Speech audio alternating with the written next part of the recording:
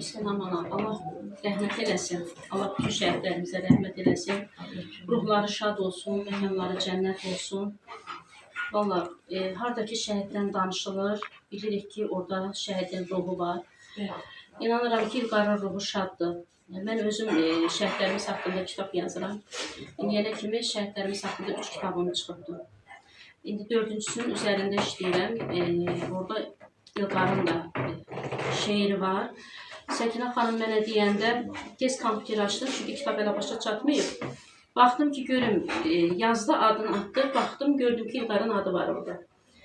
Allah rəhmət eləsin, biz hər birimiz şəhidlərimizə borcluyuq. Bugünkü gündə, bax belə, istədiyimiz formada hər yerə gedirik, gəlirik, tədbirlər edirik. Bunun hamısını şəhidlərimizə borcluyuq.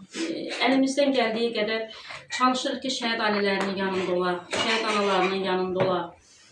Nə dərəcədə bunu yerinə getirə bilirik, bilmirəm, amma onu bilirəm ki, biz nə qədər, nə etsək də o azdır. Çünki onlar öz canlarını, qanlarını bu torpaqlar uğrunda qurban verdilər.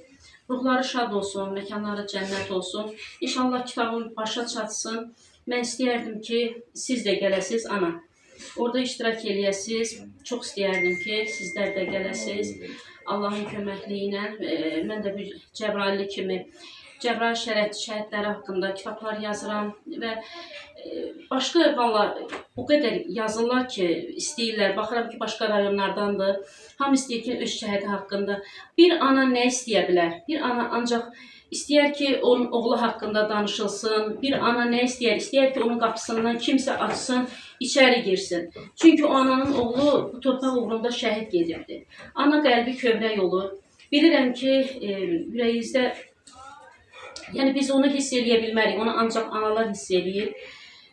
Ruhu şad olsun, anam, mən sənin əllərindən öpürəm.